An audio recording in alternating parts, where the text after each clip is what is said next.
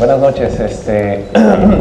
Quisiera empezar por agradecer al Colegio de Ingenieros por invitarnos. Estamos muy contentos de participar. Lo que voy a presentarles es básicamente una visión general de las tecnologías que existen en el mundo actualmente para desalinizar agua de mar, enfocándome en la más usada, la más difundida, que es la ósmosis inversa. Pero quisiera empezar por introducirnos a la desalinización, ¿no? ¿Qué significa desalinizar? Desalinizar es un proceso por el cual se retira los minerales, las sales del agua. Como voy a explicar en las siguientes diapositivas, hay varias tecnologías disponibles. El objetivo de esta desalinización es convertir el agua salada en agua dulce, con el objetivo de convertirla apta para el consumo de agua, para el consumo humano, para convertirla en agua potable. En un proyecto de desalinización se necesitan tecnologías e infraestructura especializada. Vamos a ahondar un poco más en la ósmosis inversa cuando llegue el momento. El ratio de inversión de un proyecto de desalinización está entre 500 y 800 dólares por metro de agua tratada, por metro cúbico de agua tratada. Esto significa que, bueno, quería puntualizar esto porque cuando nació esta tecnología, este ratio era mucho mayor, lo que hacía inviable un proyecto de desalinización de agua de mar. En la actualidad, en nuestro país se están desarrollando muchos proyectos de desalinización de agua de mar. El costo operativo puede estar entre 50 a 75 centavos de dólar, lo que también convierte en estos proyectos muy viables. Ahora quisiera empezar por mencionar las tecnologías poco usadas, menos usadas y experimentales. En la actualidad tenemos la electrodiálisis. La electrodiálisis consiste en la implementación de un ánodo y un cátodo para atrapar en forma de un imán los aniones y cationes, de tal forma que se libera al agua de las sales y se obtiene un producto desmineralizado. Esta tecnología actualmente no es viable porque el consumo energético, el consumo en paneles ánodo y cátodo es muy alto y haría que las canchas de electrodiálisis serían demasiado grandes. Esta tecnología sigue siendo experimental, pero se aplica mucho en el afinamiento de agua después de un proceso de ósmosis inversa, para la producción de aguas ultrapuras, por ejemplo, en la industria farmacéutica. La destilación solar. Esta tecnología es muy interesante porque permite el uso de la energía solar como medio de calefacción. O sea, cuando uno destila necesita calentar el agua para evaporarla y luego de evaporarla, captarla. En este caso se utiliza una superficie transparente para dejar pasar los rayos del sol, evaporar el agua y obtener un concentrado y agua pura, ¿no? Como sabemos, el proceso de destilación es separar por energía calórica el agua pura de la salmuera, y en este caso el consumo de energía es mínimo. El problema, una vez más, es que solo es aplicable en lugares donde haya radiación solar constante, ¿no? Entonces en nuestra costa es poco viable. Luego tenemos la desalinización por congelamiento. Esto es viable en lugares donde las temperaturas ambientales son muy bajas, donde el consumo energético para convertir el agua en hielo es muy bajo. Consiste en un intercambiador de calor, un serpentín de frío, se convierte el agua en hielo, o sea, por el intercambio de energía, el agua pasa a estado sólido, se colecta por la parte superior, y en la parte inferior tenemos una salmuera, ¿no? que se purga, ¿no? Es un producto de cola. Y finalmente, bueno, esta es una tecnología muy experimental, pero he tenido la oportunidad de participar en un proyecto de desarrollo, las bacterias litótrofas. En la actualidad se están desarrollando bacterias que, existen en la naturaleza bacterias que pueden comer el litio. El litio es un metal que tiene un comportamiento muy similar al sodio. Por lo tanto, están tratando de mutar bacterias para que coman sodio, y al comer sodio comerían la sal, ¿no? Entonces, esta tecnología está en pañales, pero a mí me pareció interesante mencionárselas. Esta tecnología es la segunda más usada antes que la ósmosis inversa, que es en los destiladores de vacío. Antes de la aparición de la ósmosis inversa en los años 70, la difusión se utilizaba mucho la destilación. Pero este es un proceso optimizado, es una destilación en vacío que utiliza menor cantidad de energía porque es un proceso a presión constante. El principio es precalentar el agua para tener un consumo energético menor. El agua de mar entra, se precalienta y sale el destilado y se utiliza para enfriar los gases producto de la combustión, ¿no? Las desventajas siguen siendo el consumo energético y el consumo de hidrocarburos, ¿no?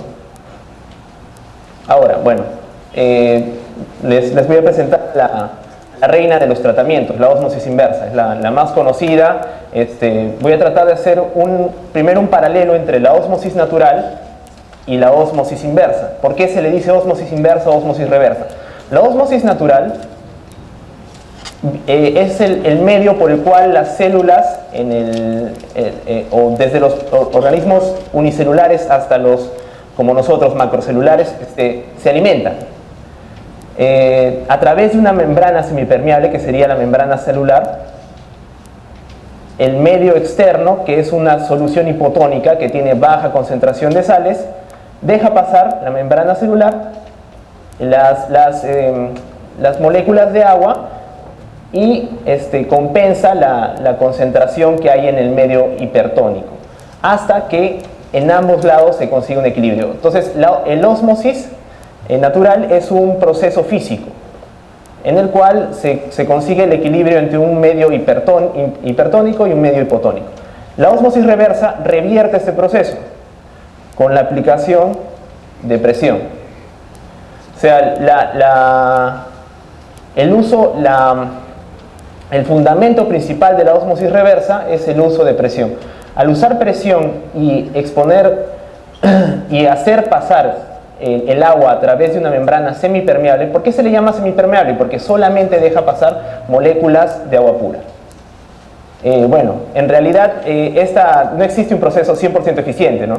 La eficiencia de remoción de una ósmosis normalmente va del 99 hasta el 90%, dependiendo del tipo de membrana, ¿no? Hace pasar a través de la membrana moléculas de agua y genera un rechazo, que es un concentrado, ¿ya? Entonces, el principio fundamental de la ósmosis inversa es la presión. Ahora, me gustaría presentarles un diagrama básico de una planta de tratamiento de ósmosis inversa para la desalinización de agua. Esta es una planta desaladora. Bueno, se puede utilizar ambos nombres, ¿no? Ambos términos, desalinización y desalación. Esta planta está compuesta de tres partes principales. O sea, cualquier planta de ósmosis inversa, así sea de desalinización o no, tiene tres partes principales: un pretratamiento, un tratamiento, que es el sistema de ósmosis inversa, y un post-tratamiento. Ahora, ¿por qué utilizamos un sistema de ultrafiltración? Lo más recomendable cuando se trata de desalinización de agua de mar es utilizar ultrafiltración. ¿Por qué? Bueno, en las escalas de filtración se empieza con las filtraciones gruesas y se llega a la ósmosis inversa. Tenemos la microfiltración, la nanofiltración, la ultrafiltración y la ósmosis inversa. Las diferencias entre ellas, en realidad todas son filtraciones. En las diferencias son las luces de los pasos. En la microfiltración estamos hablando de micrómetros. La nanofiltración de nanómetros y así sucesivamente. La ultrafiltración puede filtrar hasta 0.01 micrón. Significa que es un excelente pretratamiento para una ósmosis inversa que tiene 0.00002 micrones de luz de paso, ¿ya? Entonces, al filtrar por una ultrafiltración, aseguramos que la calidad de agua que llegue a la ósmosis inversa no dañe las membranas. El corazón de una planta de tratamiento de ósmosis inversa son las membranas, son las unidades fundamentales. Ahora, Entonces, se compone de la siguiente manera. Es un prefiltro, la ultrafiltración. La ultrafiltración permeada es impulsada a través de la ósmosis inversa con una bomba de alta presión. Ahora, las presiones que se generan en un sistema de ósmosis inversa son bastante elevadas, pueden ir de 600 a 1200 PSI. Entonces, la generación de estas presiones requiere mucha energía, por eso es que tenemos un sistema de recuperación de energía. Y luego pasamos al post-tratamiento, que es una cloración, se agregan limo, que es calcita, CO2, y tenemos el agua tratada. Este es un modelo de una planta de ósmosis inversa para desalinización de agua de mar, que esta planta se ubica en Nueva Zelanda, tiene como su capacidad nominal 1000 galones por segundo, o sea, produce 23.000 metros cúbicos al día, puede abastecer aproximadamente a 1 millón de personas. El principio es estas son las líneas de captación de agua de mar, bueno, de bombeo de agua de mar. Estos son los sistemas de ultrafiltración, los tanques amarillos, y estas son las membranas de ósmosis inversa. Ahora, como les comenté, la presión aplicada debe superar a la presión osmótica natural. ¿Qué significa presión osmótica? Acá les indico. Es la tendencia que tiene un fluido o un líquido de fluir a través de una membrana hasta que haya la misma concentración del disolvente en ambos lados de la membrana. Eso significa que la presión natural, la presión osmótica natural en el agua de mar es de 390 PSI. Esto hace que la presión que tengamos que aplicar sea de 600 a 1200, como les comenté. Ahora, ¿por qué mencioné la presión? Como les dije al principio, esta es la variable fundamental. Si no hay presión, no se vence y por lo tanto no hay proceso de ósmosis inversa. Quería mencionarles algunos puntos críticos dentro de los sistemas de ósmosis inversa. ¿Por qué les llamo críticos? Porque son importantes. O sea, ¿qué significa? Que aseguran la calidad del agua producto, aseguran el tiempo de vida del sistema de ósmosis inversa y además aseguran que el proceso sea viable, que el proceso sea económicamente viable y tecnológicamente viable. El primer punto es el pretratamiento.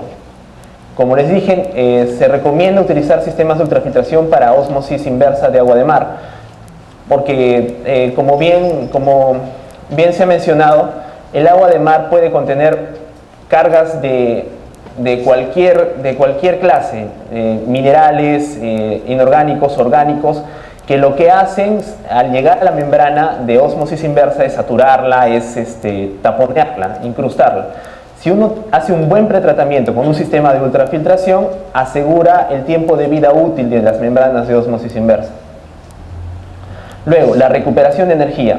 Estamos hablando de que las bombas de alta presión utilizan en promedio entre 100 hasta 5000 caballos de fuerza. O sea, estamos hablando de un consumo energético muy elevado.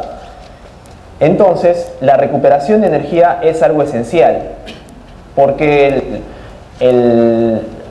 la energía que se transfiere al agua se puede recuperar con sistemas de recuperación que les voy a mostrar en un momento. El post-tratamiento es indispensable porque cuando uno hace pasar el agua a través de ósmosis inversa, el agua queda muy pura. Tiene ciertas características que evitan que pueda ser usada directamente como agua potable. Y finalmente, la disposición del concentrado. Esto es también un punto crítico, porque cuando uno trata agua de mar, normalmente las recuperaciones son del 35%. Es decir, si uno succiona 100 litros, solo 35 son agua potable y 65 son concentrado, que hay que ser dispuesto, ¿no? Entonces, estos 4 puntos me gustaría detallarlos un poco más. El pretratamiento. Esta es una planta compacta, es una plataforma integrada que tiene sistemas de ultrafiltración y tiene los sistemas de ósmosis inversa. Las ventajas que da estas plataformas integradas es que son altamente compactas. Como ven, el área que utilizan para su instalación es bastante baja, y además que aseguran que la calidad de agua al ingresar a la ósmosis inversa va a ser la idónea, ¿no? Luego, los sistemas de recuperación de energía. Este es un esquema de cómo se comporta un sistema de recuperación de energía. La alimentación del agua se divide en dos partes. La parte que ingresa directamente a las membranas pasa a través de la bomba de alta presión. Ingresa a la membrana y se genera un rechazo. Ese rechazo se lleva a la presión. ¿Qué significa? Que como el agua que ha pasado a través de las membranas, que se le denomina permeado, tiene muy poca presión. Toda la presión, toda la energía que se le ha transmitido desde el sistema de bombeo queda en el concentrado. Y esa presión, esa energía se puede recuperar con un sistema de recuperación de energía. Este sistema de recuperación lo que hace es intercambia la presión que tiene él con la presión que viene del agua de mar impulsada, ¿no? Entonces, al elevar la presión, la bomba de recirculación es de mucho menor potencia. Por lo tanto, el consumo puede llegar hasta el 60% de energía. El ahorro del consumo de energía llega hasta el 60%. Entonces, estos sistemas se les denomina ERD por sus siglas en inglés, Energy Recuperation Device, o sea, dispositivo de recuperación de energía. Después el post-tratamiento. El post-tratamiento, como les había comentado, es también muy importante porque asegura que el agua que ha salido de la ósmosis inversa cumpla las condiciones de agua potable. Si bien es cierto, nuestra normativa habla de límites máximos, es decir, que no podemos exceder los límites máximos para agua potable, es recomendable que, sobre todo en lo que son sólidos disueltos, tenga cierta cantidad de agua, de sólidos disueltos el agua, por temas también de deshidratación. ¿Qué pasa cuando un ser humano consume agua muy pura? El equilibrio natural, el equilibrio de sales en el cuerpo se rompe. Entonces uno en vez de hidratarse se deshidrata y hay procesos, se puede llegar hasta shock, hasta procesos de shock.